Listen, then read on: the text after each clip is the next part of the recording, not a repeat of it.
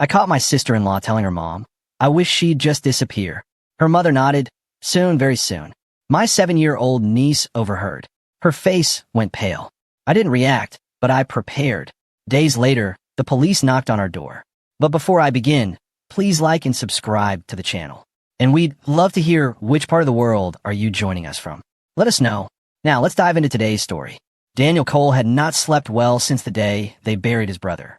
That was 4 months ago now, and the Ashford house, a 2-story colonial on Ferris Lane, painted a pale blue that had faded to something closer to gray over the years, had never felt right to him after that. He had stood at the graveside in February cold, watched them lower Darren into the ground, and told himself what the doctors had told everyone else. Heart attack. Sudden. Tragic. Nothing anyone could have done. He had tried to believe it. He could not. The house smelled like lemon cleaner and something faintly sweet that Daniel had never been able to identify. He had moved in 3 weeks after the funeral, carrying 2 duffel bags and a box of books up the narrow staircase, while Zoey watched from the kitchen doorway with a smile that never quite reached her eyes. You really don't have to do this, she had said. I want to be close to Erin, Daniel had answered. That much was true. His niece was 7 years old and had stopped talking in full sentences since the funeral. She sat in corners with picture books open on her lap, staring at the pages without turning them. She ate her meals quietly, said please and thank you in a small, careful voice, and flinched whenever a door closed too hard. She was not a broken child. Not yet, but she was a child walking very carefully, the way people walk on ice they are not sure will hold them. Daniel watched her, and he watched Zoey. Zoey Holt was 34, dark-haired, and composed in the way that some people are composed, not because they have found peace, but because they have decided not to let their face show what lives underneath. She went to yoga on Tuesday and Thursday mornings. She kept the house spotless. She answered condolence calls with a low, steady voice and the right words in the right order. She did not cry much. Not in front of Daniel. Not in front of anyone he could see. The life insurance had paid out within 60 days. A significant sum. More than enough to cover the mortgage, the car, the utilities, and still leave a comfortable balance in the account. Daniel knew this because Darren had told him about the policy 2 years before he died. His brother had been thorough that way. He planned for things. He believed in taking care of the people he loved. He had trusted Zoey with all of it. What troubled Daniel was not the money itself. It was the way Zoey did not seem relieved by it, the way a person might be relieved when financial pressure lifts after a loss. She seemed satisfied. There was a difference, and Daniel felt it in his chest every time he sat across from her at the kitchen table. Darren had been a good man. An electrician who had built his own small business in Ashford from nothing, who called their mother every Sunday morning, who coached Erin's t-ball team even though, by his own admission, he knew nothing about baseball. He had been healthy, active. He ran 3 miles every other morning and cooked most of the family's meals because he liked to. He was the kind of person who actually showed up when someone needed him, who remembered details about people's lives because he was genuinely interested. The kind of man that the world does not have enough of. A heart attack at 38 made no sense. The doctors had said it was genetic, a hidden defect, they called it, something that can go undetected for years. Daniel had asked questions. He had read the paperwork. He had nodded along at all the right moments. And he had gone home afterward and sat in his own apartment and stared at the wall for a long time. He kept coming back to the same things. Darren had run a half marathon the previous spring. He ate well, slept enough, had a physical every year with Dr. Fallon, and came home with clean results every time. There was no family history of cardiac events. Their father was 68 and still working a garden every morning. Their mother, when she heard the diagnosis, had said the same thing Daniel was thinking. That doesn't sound right. She had said it quietly, alone with Daniel in the hospital corridor, and then she had not said it again. Grief had taken over. There was no space left for questions. But Daniel was not done asking them. Erin was different around Zoey than she was around Daniel. Around him, she occasionally laughed, a small, rusty sound like a door that had not been opened in a while. She showed him drawings. She asked him questions about her father, and he answered them as honestly and gently as he could. But around Zoey, Erin became very still, very quiet, and Zoey, for her part, treated her daughter with the kind of patience that was not patience at all. It was tolerance and not very much of it. Stop hovering, Zoey said one morning when Erin stood near the kitchen counter, watching her mother make coffee. Erin took a step back. Sorry, just go find something to do. I'm busy. Can I help? Zoey set down the mug with a sharp click against the granite. Erin, room. Now. The girl went. She did not run. She walked with her arms close to her body and her eyes on the floor.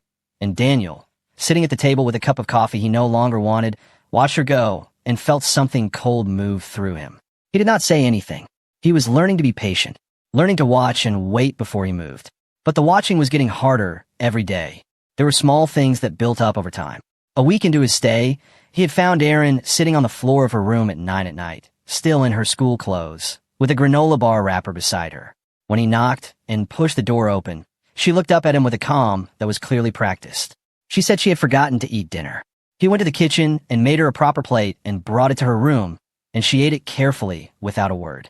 When he checked the refrigerator later, there was food. Zoey had simply not called her. Another time, he came home from hardware store run to find Erin alone in the backyard in the early April cold, sitting on the back step without a coat. He asked where her mother was. Upstairs, Erin said on the phone. She had been outside for almost an hour. He brought her in, made hot chocolate, and said nothing. He filed each thing away. He did not react. He paid attention. Something was wrong. He could feel it the way you feel a change in weather before the clouds arrive, a pressure or wrongness in the air. He did not know yet how deep it went. It was a Thursday evening in late March. The day had been ordinary in the particular way that days in that house were ordinary, low and quiet and slightly watchful. Erin had come home from school, eaten a snack at the table while doing her reading assignment, and gone to her room by 4:30. Zoey had been on the phone twice before dinner and had barely spoken at the table. After the dishes were cleared, she retreated to the living room with her phone and a glass of water, and Daniel had gone upstairs to read. He had been in the upstairs hallway, returning a book to the shelf near the bathroom, when he heard Zoey's voice drifting up from the kitchen below. She was on the phone. The house's open staircase carried sound like a channel, and he stopped where he was, one hand still on the bookshelf, and listened without meaning to. "I can't keep doing this," Zoey said. Her voice was low, but not a whisper. The voice of someone who believed they were alone. There was a pause. "She's just there, always there, every time I turn around." Another pause, longer this time.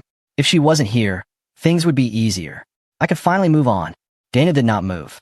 He stood with his hand on the bookshelf and felt the air in the hallway change. A voice came through the phone, faint but audible. An older woman's voice. Zoey's mother, Renata, who lived 3 towns over and called twice a week and had never once, in all the months since Darren's death, asked Daniel how he was doing. "You get the rest of the money too, right?" Renata said, and Zoey, without a pause, without a breath of hesitation, "Yes." Daniel lowered his hand slowly from the bookshelf. His heartbeat was steady. His hands were still. He was the kind of man who had learned, through years of keeping watch over a younger brother and then a small family, to hold himself together when every instinct told him to react. He did not go downstairs. He did not call out. He did not make a sound. He went back to his room and sat on the edge of the bed in the dark for a long time. The conversation replayed in his head with perfect clarity. Not the emotional weight of it that he was setting aside for later, storing it somewhere cool and separate, but the structure of it, the logic. She's just there. If she wasn't here, you get the rest of the money. And the way Renata had asked it, not with surprise or discomfort, with the flat certainty of someone who already knew the answer. A mother and daughter who had already discussed this, who had already decided something. He thought about Darren. He thought about the trust fund, about Zoe's satisfaction at the payout. He thought about Erin, alone in the backyard without a coat. He thought about the way the word rest had landed in Renata's question. Not the money, not Darren's money. The rest. As if this was one installment in a transaction that had already begun. He thought about his brother at 38, dead in a hospital bed after a morning that started like any other. He thought, what if it did not start like any other? He turned on the lamp on his nightstand. He pulled a small notebook from the drawer and clicked open a pen. He wrote 2 words at the top of the page. Pay attention. Then he closed the notebook and held it in his hand until he was ready to sleep. He did not sleep well that night, but he slept. He would need the rest. 3 nights after that, at 10:15, Daniel heard a soft sound in the hallway. He was still awake. He had been reading or trying the same paragraph for the 4th time when the sound came. Not a knock, just a presence. A small weight of someone standing close to a door. He got up quietly and opened it. Erin stood in the hallway in her pajamas. They were the ones with small yellow stars on them that Darren had bought her last Christmas. She was holding the sleeve of one arm with her opposite hand, the way children hold themselves when they're trying not to seem scared. Her feet were bare on the hallway floor, and she had not combed her hair before bed, so it stood out slightly on one side. She looked very young and very alert at the same time. "Uncle Daniel," she said. Her voice was barely above a whisper. In the low light from his room, her face looked older than 7. There was something in her eyes, not quite fear, not quite understanding, but something in between. Awareness. The awareness of a child who has been paying attention, who has been absorbing things she does not have the words for yet. "Hey," Daniel said, soft. He opened the door wider. "Come in." She stepped inside. He pulled out the chair from a small desk and sat down, so he was at her level. She stood in the center of the room for a moment, then sat carefully on the edge of the bed. "What's going on, Bug?" he said. She looked at the floor. "Mom said I might go away." Daniel kept his face still. "What do you mean?" She said maybe I'd go somewhere else. "Like far?" "To a different place." "Did she say where?" Erin shook her head. She picked at the seam of her pajama sleeve with one finger. She said she was still figuring it out, but she said it like it was already decided. You know how she says stuff like that? "Yeah," Daniel said. "I know." Erin looked up at him then, and for just a second her composure cracked, and he saw all of it. The fear she had been carrying, the weight of it on a 7-year-old's frame. She had been holding it together, the way she had been holding everything together since February. She was remarkably good at it for someone her age. Her father's daughter, through and through. "I don't want to go," she whispered. Daniel leaned forward and rested his elbows on his knees, keeping his voice quiet and steady. "You're not going anywhere. You hear me?" But she said, "I heard you. And I'm telling you, you are not going anywhere." He held her gaze until she held his. "I promise you that." "Okay." Erin looked at him for a long moment. She searched his face the way children do when they are trying to decide if an adult is telling the truth or just saying the thing they are supposed to say. Then she nodded, a small, careful nod, like she was deciding to believe him and had just barely landed on yes. "Okay," she said. He walked her back to her room. He stood in her doorway until she was settled under the covers, her stuffed rabbit tucked against her side, her hair still standing up on one side. He adjusted the blanket. She let him. He turned off the lamp on her nightstand and stood in the dark for a moment, listening to her breathe. "Uncle Daniel," she said in the dark. "Yeah. You're not going to leave, right?" He kept his voice level. "I'm not going anywhere." She said nothing else. He pulled her door, gently closed, and stood in the hallway. He stood there for a long time. He had been watching. He had been cautious. He had been telling himself to wait until he had more information, to be sure, to be careful. He had told himself that what he had heard might be nothing. A frustrated woman venting to her mother, a conversation that sounded worse than it was. He was done telling himself that. This was not just resentment. This was not just a woman struggling with grief and the demands of raising a child she had not expected to raise alone. Erin had been told she was going somewhere far. Zoey had told her this in a tone that said the decision was already made.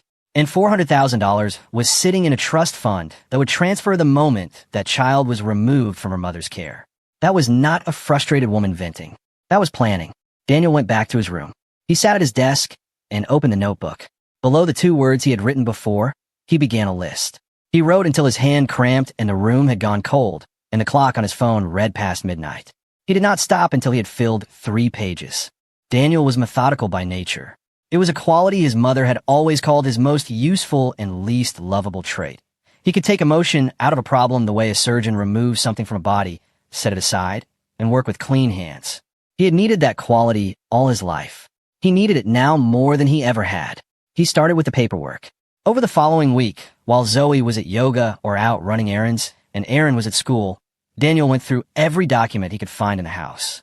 Darren had been organized, binders on the shelf in the home office, labeled in his neat, slanted handwriting.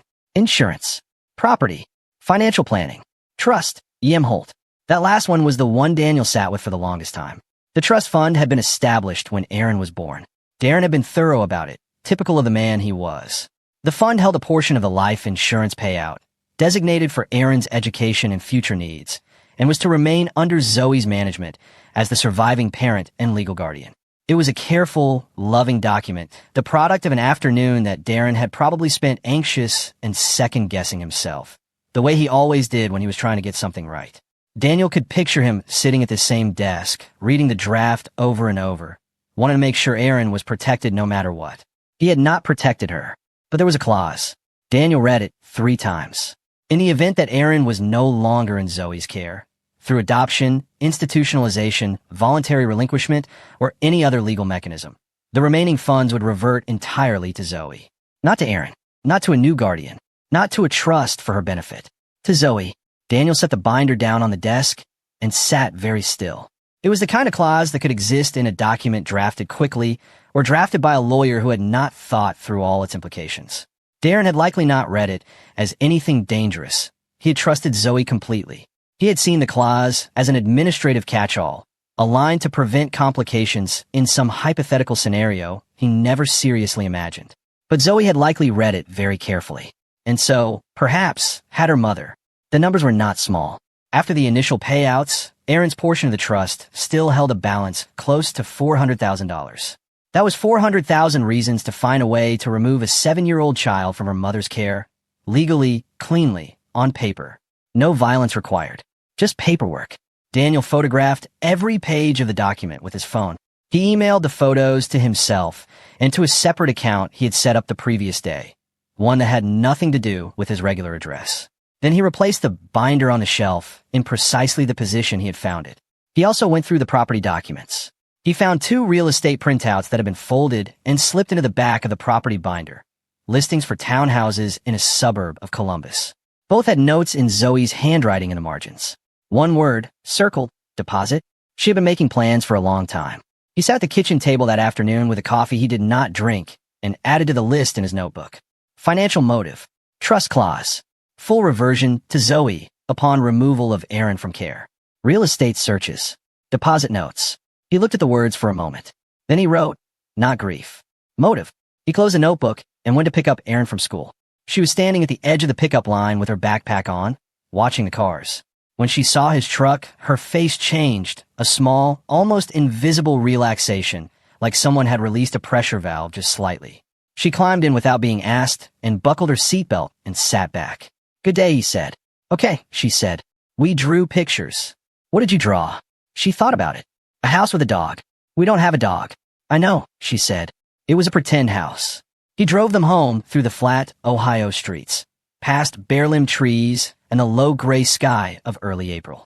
He did not say much. Neither did she, but she hummed a little as they drove, a soft, tuneless sound, and Daniel kept both hands steady on the wheel and filed everything away and kept his eyes on the road ahead. That night, he called his mother from the driveway, sitting in the truck with the engine off. He kept his voice quiet and factual. He asked her what she remembered about the weeks before Darren got sick, whether there had been anything unusual, whether Darren had seemed off in any way. His mother was quiet for a moment. Then she said, he was tired, more than usual. He said it was work. Did he mention it to the doctor? I don't know, she said. I didn't ask. A pause. Daniel, what are you thinking? I'm not thinking anything yet, he said. I'm just asking. He said good night and went inside. The following Monday, Zoey said she was going to work. She said this the way she said most things, casually, without looking directly at anyone, addressing the air somewhere above the kitchen counter. She grabbed her keys off the hook by the door, told Erin she'd be back by 4, and left. Daniel waited 5 minutes. Then he picked up his own keys. He left Erin with Mrs. Tanner next door, an older woman who had known Darren since he was a boy and who had offered, more than once, to help with Erin whenever Daniel needed it. She did not ask questions. He was grateful for that. He followed Zoey's car north on Route 16. She did not go to work. Zoey worked 3 days a week as a billing coordinator for a medical office 20 minutes from Ashford. It was a Tuesday, Wednesday, Friday schedule. This was a Monday. Daniel noted that. He kept 3 cars back and watched her turn into the parking lot of a motel called the Blue Ridge Inn, a low, flat building set back from the road behind a row of tired-looking pine trees. The sign had a light out on one end. The lot held 7 or 8 cars. He parked at the far end and watched. A man was already there. He was leaning against the railing outside room 14, a coffee cup in one hand, looking at his phone. He was broad-shouldered and unhurried-looking, in his late 30s, wearing a canvas jacket and work boots. The kind of man who looked like he had spent a long time being comfortable with himself. When Zoey pulled in, he straightened up. He watched her walk toward him with an expression Daniel could read, even from 50 yards. Not love, exactly, but familiarity and something close to ownership. He knew her walk. He had been waiting. They went inside room 14. The door closed. Daniel sat in his truck. He took out his phone and captured a long shot of the motel, the car, the man in the jacket. Then he looked up the motel's registration office number, wrote it down, and sat with his hands folded in his lap and thought. He did not feel what he might have expected to feel. He was not surprised, exactly.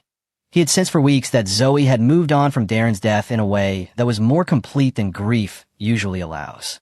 There had been a lightness to her, occasionally, that sat wrong against the performance of widowhood. He had noted it without naming it. Now he was naming it. He was there for 2 hours. When the door to room 14 opened again, he had his phone ready. He caught them both clearly. Her face, his face, the proximity between them in the frame of the doorway. The man's hand on the small of her back as she stepped out. Her head tilting up toward him before she pulled away. He walked her to her car. They did not kiss in the open, but the way they moved around each other said everything. He did not confront them. He drove home, picked up Erin from Mrs. Tanner's, and made dinner. And that night, when the house was quiet and Zoey was on her phone in the living room, Daniel sat in his room and looked up the man's license plate, which he had photographed in the parking lot. Through a contact he'd had since his 20s, a former private investigator named Otto, who now ran a small online record service and owed Daniel a favor from years back.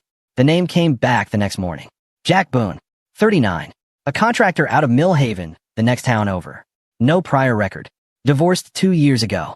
Daniel added the name to the notebook. Then he sat back and thought about the timeline. Darren had been dead for 4 months. But it takes time to find someone, to build something, to develop the kind of comfort he had seen between them in that parking lot. This relationship had not started in the weeks after the funeral. It had started before. He added that to the notebook too. That same night, without planning to, he got the rest of what he needed. He had been in the backyard after dinner, standing in the cool air, trying to decompress after a long day of holding himself together. The kitchen window was open 3 inches. Voices drifted out. Zoey's voice first. I told you it takes time. I can't rush this. Then Jack Boone's voice, and Daniel went very still because he had not known Boone was in the house. You said once the kid's out, we're free. A pause. Zoey, I just need a handle clean. Daniel did not move for a long time after that. Handled. Clean. He pulled out his phone and hit record. He stood in the dark and held it steady, pointed at the open window, and listened to the rest of their conversation. Most of it was mundane, plans, complaints, logistics. Boone asking about timing. Zoey saying the lawyer was looking into it. Boone mentioning Columbus. Zoey saying she needed a few more weeks. But those 2 sentences were the ones that mattered. Those were the ones that could not be explained away. Back inside, after Jack Boone's headlights swept across the front windows and faded down the street, Daniel sat at his desk and looked at everything he had assembled. Photos, documents, a financial motive worth $400,000, a recording with 2 people discussing the removal of a child, a timeline that suggested this relationship predated Darren's death, a name. He looked at the ceiling for a moment, then back at the desk. He pulled out the notebook and wrote a single line. Time to move. Daniel did not move carelessly. He had learned, watching his brother build a business and a family, that the most effective actions are the ones you prepare for properly. You do not swing at something without first making sure you can follow through. He started the day after recording the conversation. The first thing he did was call a lawyer. He did not use anyone local. Ashford was a small enough town that word traveled, and he needed to move without Zoey knowing. He drove 45 minutes to a firm in Westbrook, a larger town with enough foot traffic through its law offices that no one would remember him as anything unusual. The lawyer's name was Patricia Adler. She was in her mid-40s, direct without being cold, with a small, organized office and the kind of professional composure that came from years of sitting across from people in complicated situations.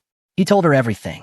He laid it out in order: Darren's death, the trust, the clause, the affair, the recording, the overheard conversation in the kitchen, and the one he had recorded in the backyard. The real estate printouts. His mother's comment about Darren being tired. Patricia Adler listened without interrupting. She took notes on a legal pad in small, even handwriting. When he was done, she looked at him for a moment. You have more evidence than most clients who walk in here, she said. Is it enough? It's enough to start, she said. What do you want the outcome to be? Full custody of my niece, Daniel said. And I want Zoey investigated. Patricia nodded slowly. I'll need copies of everything. He handed her the folder he had brought. She made copies while he sat in the chair and drank the coffee her assistant had brought and tried to feel something other than the steady, controlled pressure that had been sitting in his chest for weeks. He could not. Not yet. There was still too much to do. The next step was the bag. That evening, Daniel quietly assembled a small backpack for Erin. He put in 3 changes of clothes, her toothbrush, the stuffed rabbit she slept with, a photograph of Darren she kept on her bookshelf, and a few of her favorite books. He slid it under his own bed. He told himself he hoped he would never need it. He knew he might. He also called Mrs. Tanner. He did not tell her everything. He told her enough. He asked if she would be willing to take Erin at a moment's notice if something came up. She did not ask what something meant. She said yes without hesitation. Then he called Child Protective Services. He made the call from his truck, parked on a quiet street 3 blocks from the house. He spoke clearly and calmly. He told the caseworker about the overheard conversation and its content, about Erin telling him she had been told she might go somewhere far, about the financial structure that gave Zoey $400,000 if Erin was removed from her care. He said he had recordings, photographs, financial documents, and the child's own account of what she had been told. The caseworker asked him to come in.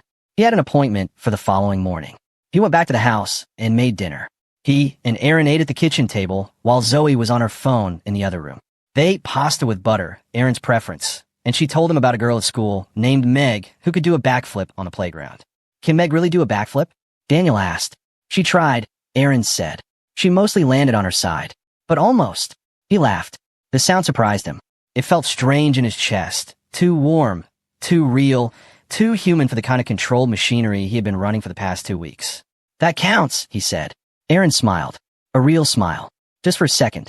The next morning, he went to the CPS office and gave them everything.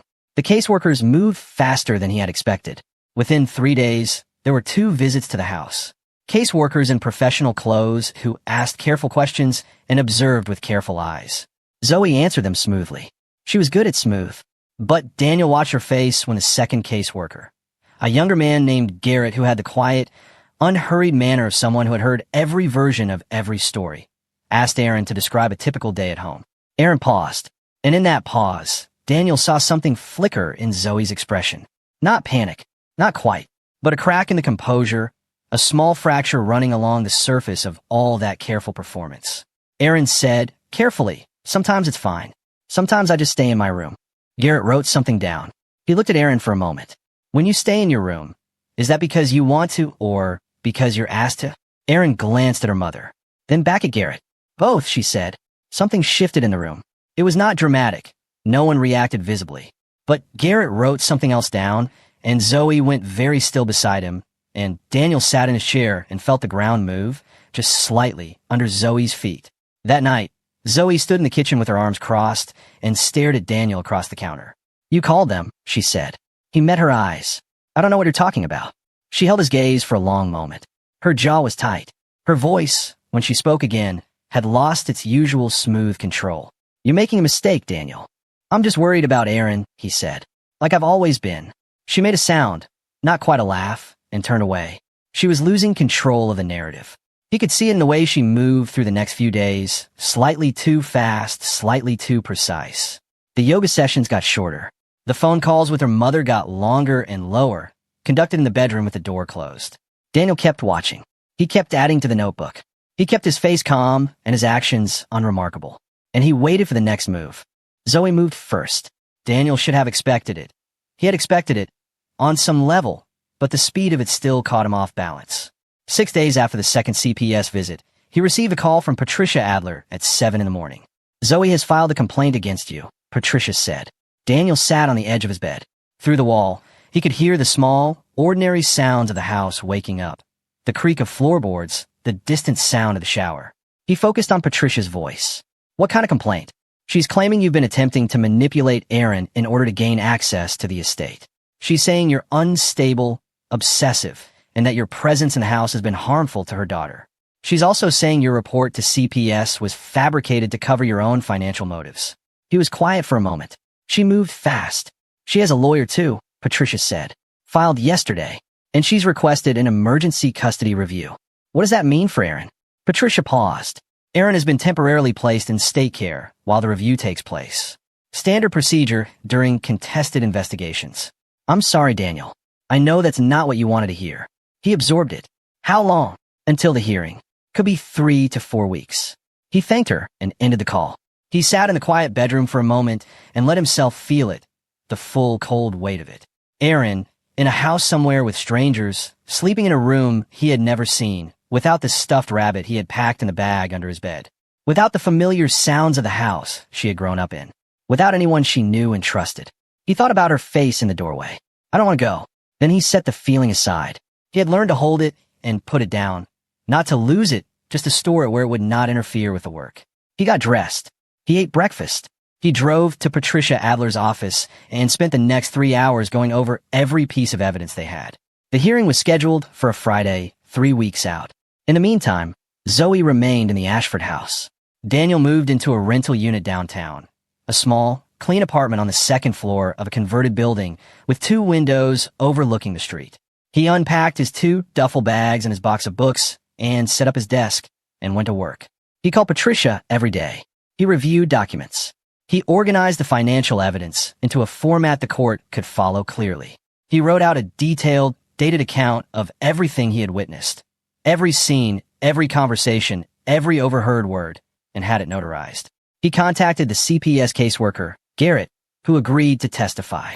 He contacted Mrs. Tanner, who had witnessed the day Erin was found alone outside without a coat and was willing to say so. He ate poorly during those weeks. He slept in short intervals and woke too early, running through the case in his head in the dark. He called the foster care placement coordinator twice just to confirm Erin was okay. They told him she was stable. She was asking about her uncle, they said. That was the word that stayed with him. Stable. Not happy. Not fine. Stable. The word you use when someone is surviving rather than living. He thought about Darren. There was no evidence yet. Not real evidence. Not the kind that stood in a courtroom. But Daniel had stopped being able to ignore what sat at the back of his mind every time he looked at the insurance documents and the trust clause and the timeline. 38. Healthy. No family history of cardiac events. Dead within 2 years of the trust being finalized. A girlfriend who had been comfortable enough with Boone, well before the funeral, to meet him at a motel in the middle of a weekday. He wrote it in the notebook without allowing himself to draw conclusions. But he wrote it. The hearing lasted just over 3 weeks. The courtroom was standard, wood paneling, fluorescent overhead lighting, the low hum of the ventilation system creating a constant background noise that Daniel became very familiar with over time.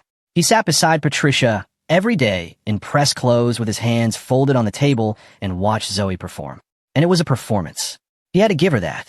She arrived each day in muted, careful clothing.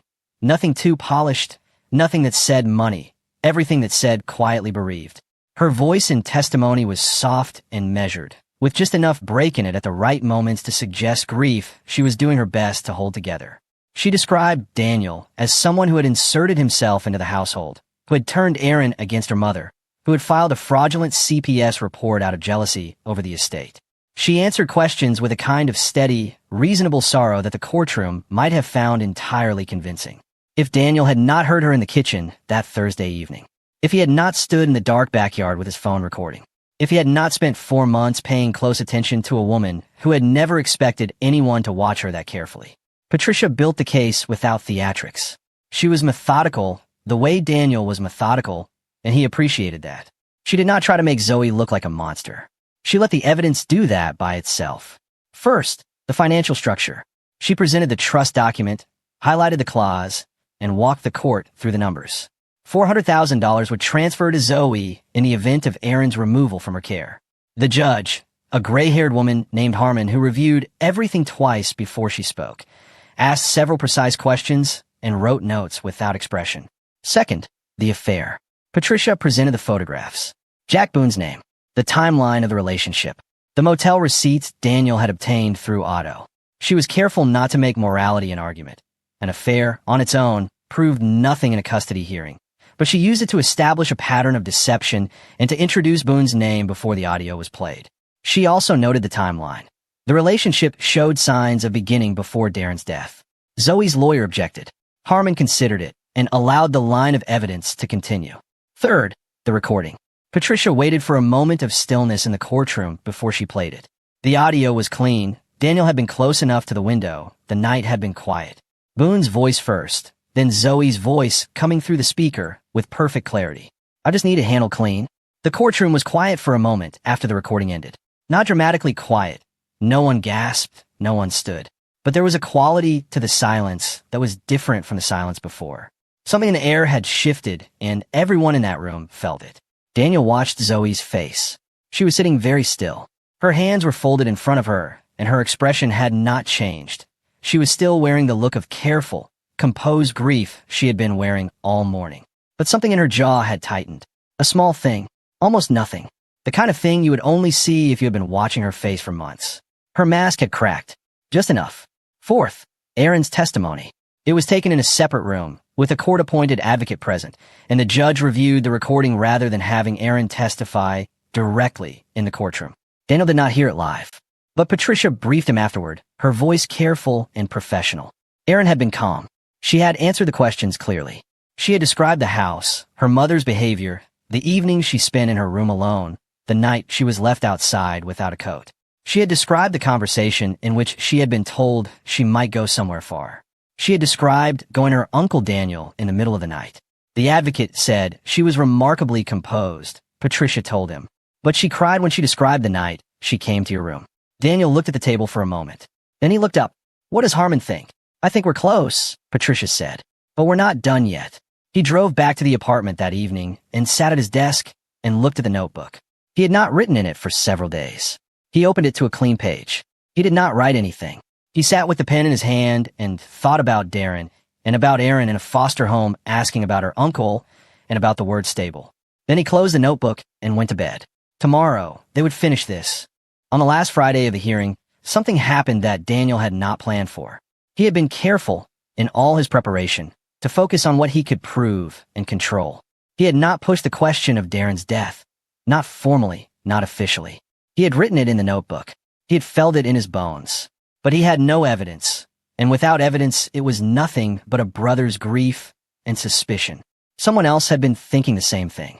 The CPS investigation had triggered a standard review of Darren's death records, a procedural step that Daniel had not known about, a thread that the county investigator had quietly begun pulling in the background. Dr. Renee Whitfield, a forensic pathologist contracted by the county medical examiner's office, had reviewed the original autopsy.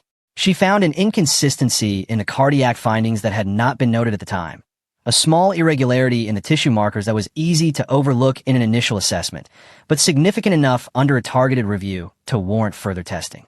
She had ordered those tests. She had waited for the results. The results arrived during the last week of the hearing. Trace compounds in tissue samples. Compounds consistent with a class of substances that could, administered in low doses over an extended period, produce symptoms indistinguishable from cardiac failure in a healthy person.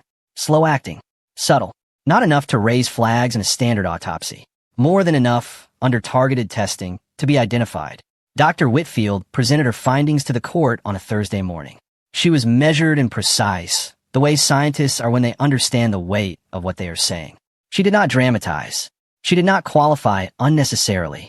She explained what she had found, how she had found it, and what it was consistent with. Daniel sat at the table and listened and felt something enormous move through him. Not surprise, not exactly, but a kind of terrible relief. The thing he had felt in his chest since February, the thing he had not been able to name, was being named now by someone in a white coat with a degree from Ohio State and 20 years of forensic experience. Darren had not simply died. Someone had helped him get there. The courtroom went very quiet when Dr. Whitfield finished speaking.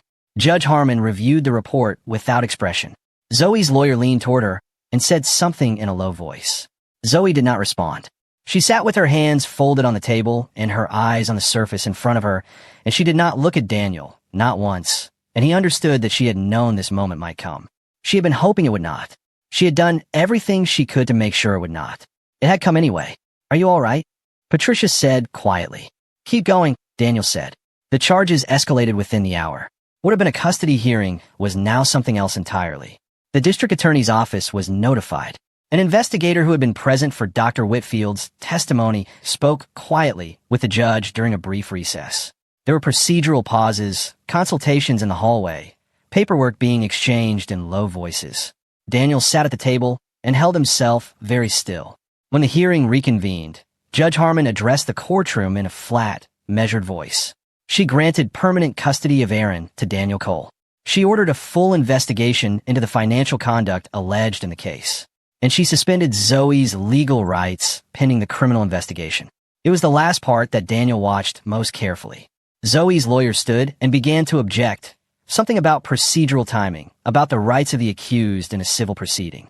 But two investigators were already moving from the back of the courtroom, badges visible, and Zoey turned her head and watched them come and did not finish whatever sentence she had been about to start. She was taken into custody directly from the courthouse. No warning. No goodbye. She walked between the two investigators with her chin up and her face arranged into something that might have been defiance or might have been disbelief. The courtroom doors closed behind her, and she was gone. Daniel sat at the table for a moment after everyone else had begun to move.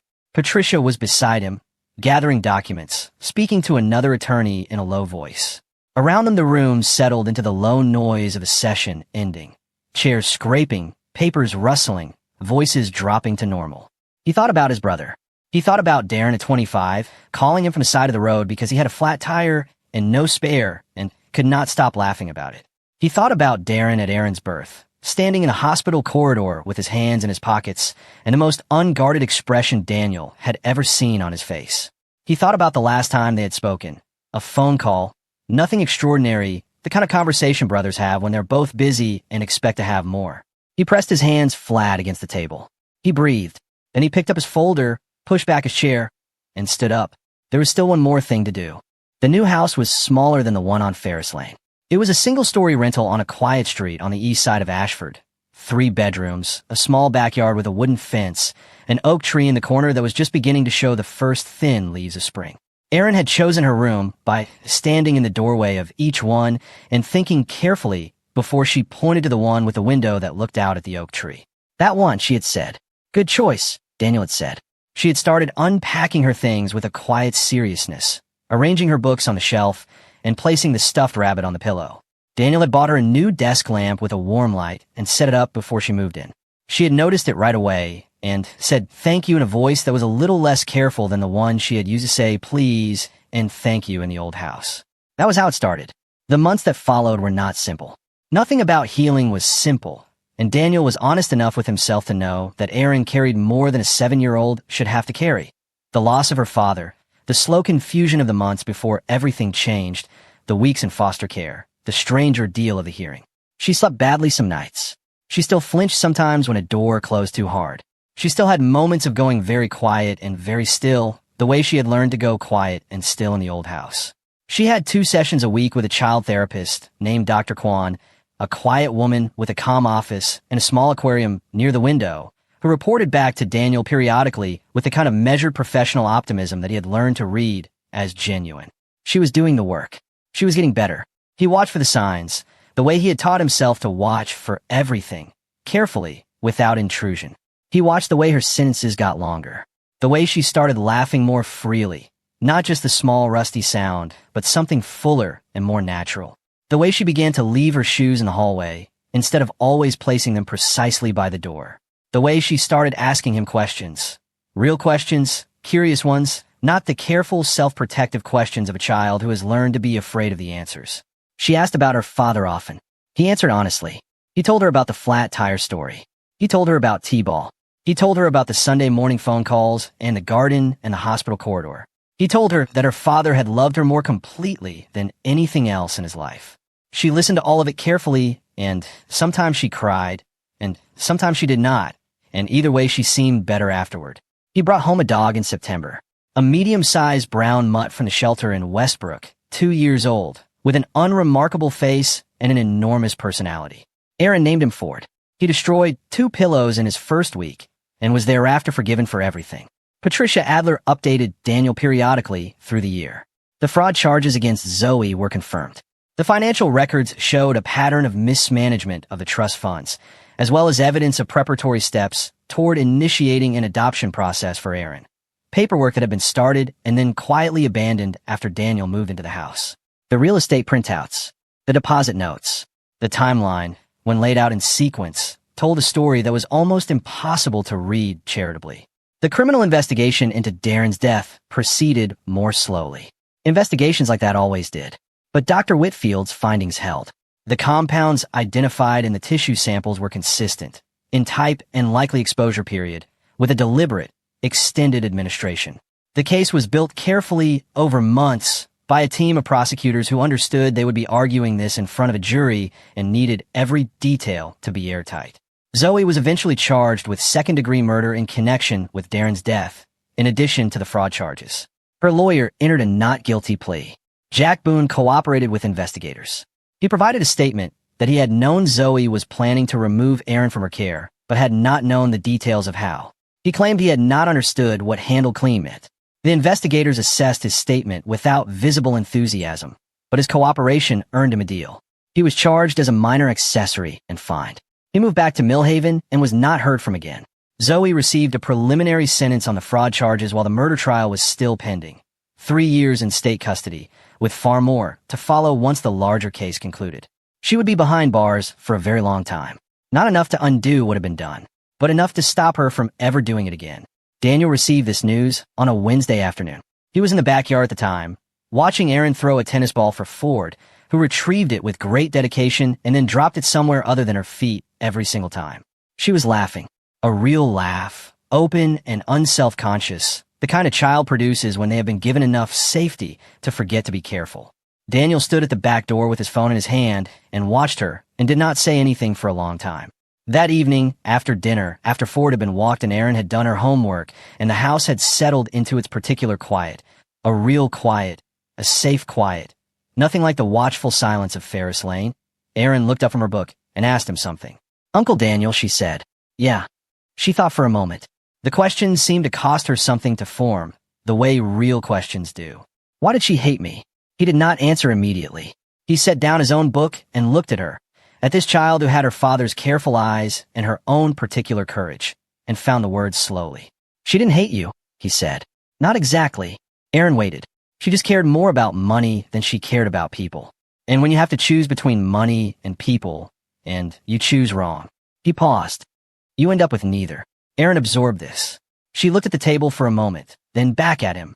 There was something in her expression that was older than her years. Not hardness, not bitterness, but a quiet, clear-eyed understanding that some people carry from a very young age. The kind of children who have been through things that teach you early what the world can ask of you. "I know," she said, and from the certainty in her voice, he believed her. He picked up his book again. She picked up hers. Ford settled at her feet with a heavy, self-satisfied sigh. The lamp made its warm circle of light over the table. Outside, the last of the day's light was fading into a deep blue. Somewhere down the street, a dog barked once. The oak tree in the backyard stood still against the evening sky. Daniel turned a page. This was what they had built from the wreckage. Not without cost. Not without loss that could never be fully recovered. But real. Steady. Theirs. Zoey had chased something she had decided mattered more than the people around her. She had planned it carefully. She had nearly gotten away with it. And in the end, she had lost everything. The money, the house, the freedom, the future she had imagined. Some people destroy their own family chasing something that was never worth it. Zoey lost everything. And this time, no one was there to save her.